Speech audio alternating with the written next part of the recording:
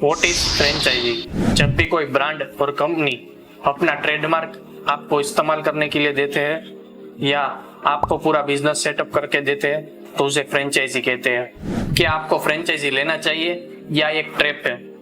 अगर आप एक यंग एंटरप्रेन्योर हो तो आप बिल्कुल फ्रेंचाइजी ले सकते हो, बिकॉज आपके पास कोई एक्सपीरियंस नहीं रहता और जो भी ब्रांड और कंपनी है वो आपको पूरा बिजनेस आपको सेटअप करके देती है और आप इजीली अपना बिजनेस चला सकते हो। तो अगर आप एक यंग एंटरप्रेन्योर हो और आपको बिजनेस के बारे में कुछ भी नॉलेज नहीं है तो बिल्कुल आप फ्रेंचाइजी ले सकते हो, पर आपको कुछ चीज़ों का ध्यान देना होगा, जैसे कि फ्रेंचाइजी कौन सी इंडस्ट्री की है, फ्रेंचाइजी का रिटर्न ऑफ इन्वेस्टमेंट क्या है, फ्रेंचाइजी का जो बिजनेस है वो कितने साल से चल रहा है, फ्रेंचाइजी प्रॉफिटेबल है या नहीं है। तो ये सारी चीज़ों का आपको ध्यान रखना पड़ता है। मैं आपको 8 पॉइंट्स बताने वाला हूँ, जिससे आपको फ्यूचर में कोई भी फ्रेंचाइजी लेनी हो तो ये आप 8 पॉइंट्स को माइंड में रख के आप इजीली अपना डिसीजन ले सकते हैं। तो फर्स्ट पॉइंट है इंडस्ट्री। फ्रेंचाइजी कौन सी इंडस्ट्री को बिलोंग करता है वो इम्पोर्टेंट है। फ्रेंचाइजी जो भी इंडस्ट्री को बिलोंग करता है उस इंडस्ट्री का ग्रोथ रेट क्या है, पिछले 5 सालों में उस इंडस्ट्री में क्या क्या हुआ है और अगले 5 सालों में वो इंडस्ट्री में क्या क्या होने वाला है। तो ये सारी चीजों का आपको ध्यान रखना पड़ता है। इंडस्ट्री का CAGR ग्रोथ रेट क्या है वो भी आपको ध्यान रखना पड़ता है। जैसे कि हमारा iFoster का ऑप्टिकल इंडस्ट्री है जिसका CAGR रेट 30% है और ये पिछले 5 साल से लगातार ग्रो कर रहा है। तो इसी तरह से आपको देखना पड़ता है कि आपकी फ्रेंचाइजी, आप जिस भी फ्रेंचाइजी में इंटरेस्टेड हो वो कौन सी इंडस्ट्री को बिलोंग करती है। दूसरा इंपॉर्टेंट पॉइंट है फ्रेंचाइजी ब्रांड, मतलब जो भी ब्रांड की आप फ्रेंचाइजी ले रहे हो वो कितने साल से अपना ब्रांड रन कर रहे हैं। ज्यादातर माना जाता है कि 5 साल से अगर वो कोई भी ब्रांड या कंपनी चला रहे हैं तो उनका बिजनेस मॉडल प्रूवन होता है। मतलब अगर मान लो कोई भी अभी जैसे कि बहुत सारी मार्केट में फ्रेंचाइजी आई है जो भी 1 साल से खुद भी बिजनेस कर रहे हैं और दूसरों को फ्रेंचाइजी दे रहे हैं, तो आई थिंक ये सब चीजों का बहुत ज्यादा फर्क पड़ता है। जब भी एक कंपनी ज्यादा समय से काम कर रही है मार्केट में तो उस पर आप इजीली ट्रस्ट कर सकते हो। तीसरा पॉइंट है फ्रेंचाइजी का मॉडल कौन सा है। जैसे कि 3-4 टाइप के मॉडल आते हैं, franchisee own company operated, franchisee own franchisee operated.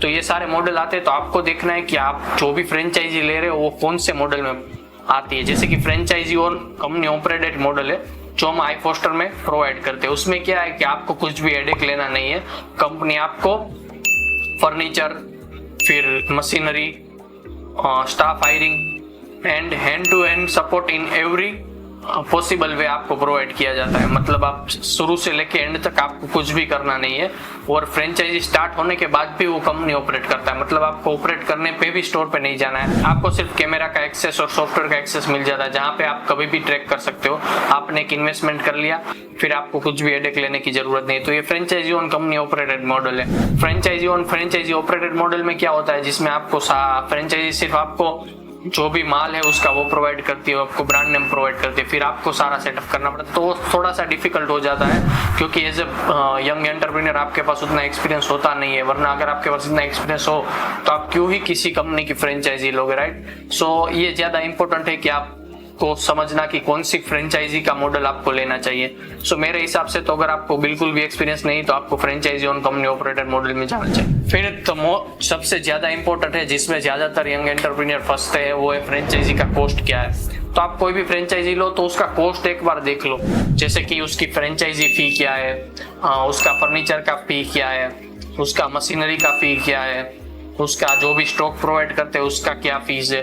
तो ये सारी फीस आपको देखनी है और कंपेयर करनी है मार्केट में दूसरी जो भी सिमिलर इंडस्ट्री में जो भी दूसरे लोग फ्रेंचाइजी दे रहे हैं तो उनसे कंपेयर करना है। और उसी इंडस्ट्री में भी आप कंपेयर कर सकते हो, जैसे कि हमारा फर्नीचर हम देते हैं 5 लाख रुपीस में, तो आप कंपेयर कर सकते हो कि ऑप्टिकल फर्नीचर है वो स्टार्टिंग रेंज कौन सा होता है। तो आप कोई किसी भी प्रोवाइडर जो भी फर्नीचर करके देता है उनसे पूछ सकते हो। तो इसे आप क्रॉस वेरीफाई करना बहुत ही इंपॉर्टेंट है कि ये जो भी आप फ्रेंचाइजी ले रहे हो तो उसका कॉस्ट क्या जो फ्रेंचाइजर ने बताया है वो सही है या बहुत ज्यादा ले रहा है। तो वो आपको एक देखना बहुत जरूरी है, क्योंकि ज्यादातर क्या होता है कि फ्रेंचाइजर आपको जो भी गुड्स होते हैं वो ज्यादा प्राइस में आपको दे देते हैं, फिर उसमें उसका तो फायदा हो जाता है पर आप फंस जाते हो।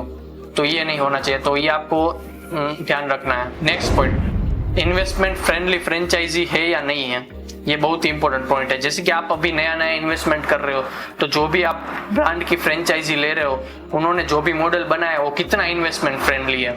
जैसे कि हमारा iFoster का मॉडल है, उसमें हम फर्स्ट ईयर कोई भी कमीशन आपसे चार्ज नहीं करते। It's 0% commission for the first year, क्योंकि हम मानते हैं कि आप जो भी इन्वेस्ट कर रहे हो, आपका फर्स्ट ईयर में सारा इन्वेस्टमेंट रिकवर हो जाए, फिर सेकंड ईयर से आपको 15% कमीशन कंपनी को देना होता है। तो ये आपके लिए भी इजी हो जाता है कि आपका कुछ इन्वेस्टमेंट का रिटर्न आ जाए, फिर आपको कंपनी को कुछ कमीशन देना है। तो इसी हिसाब से देख रहा है कि फ्रेंचाइजर ने जो भी मॉडल बनाया है वो कितना इन्वेस्टमेंट फ्रेंडली मॉडल है। फिर the next and most important point is ROI।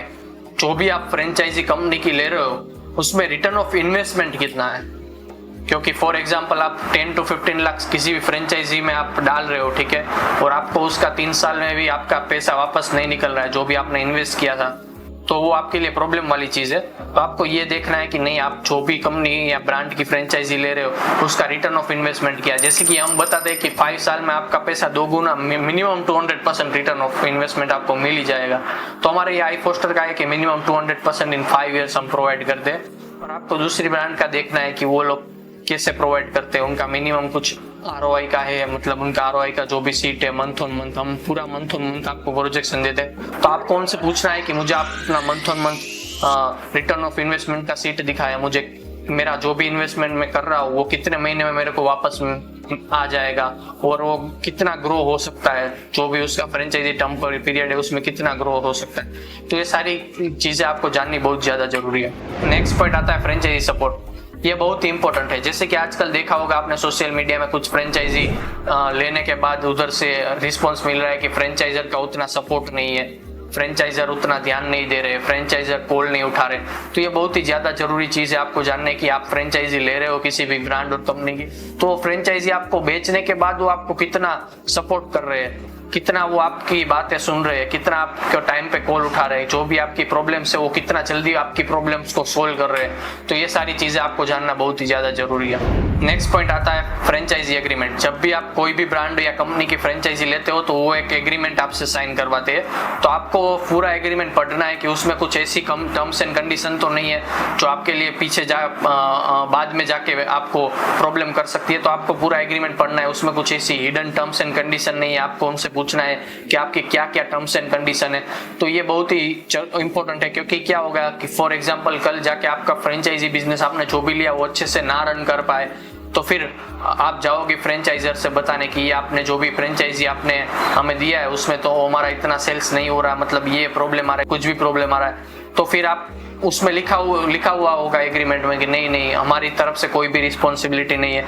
तो ये आपको देखना है कि नहीं, फ्रेंचाइजी है वो कितनी आपको अच्छी तरह से हेल्प करती है, मतलब उसमें क्या क्या ऐसे टर्म्स एंड कंडीशन है जो आपके लिए हेल्पफुल है, और ऐसे क्या क्या टर्म्स एंड कंडीशन है जो आपके लिए हेल्पफुल नहीं है। तो ये सारी चीजों का आपको ध्यान रखना पड़ता है। तो ये मैंने 8 पॉइंट आपको बताए। तो आप कोई भी फ्रेंचाइजी लेने से पहले आपको ये 8 पॉइंट का आपको ध्यान रखना है। अगर ये आप 8 पॉइंट नोट डाउन करके किसी भी कंपनी की फ्रेंचाइजी का पूरा रिसर्च करके फ्रेंचाइजी लोगे तो आपको पीछे जाके प्रॉब्लम नहीं होगी और आप अपने इन्वेस्टमेंट का अच्छा रिटर्न बना पाओगे। अरे देवा, ये गड़बड़ है बाबा। अगर आप इंटरेस्टेड हो iFoster की फ्रेंचाइजी के बारे में जानने के लिए तो मैंने डिस्क्रिप्शन में अपनी टीम का व्हाट्सएप नंबर दिया है, उधर आप कांटेक्ट करके iFoster की फ्रेंचाइजी की सारी डिटेल्स निकलवा सकते हो। Thank you.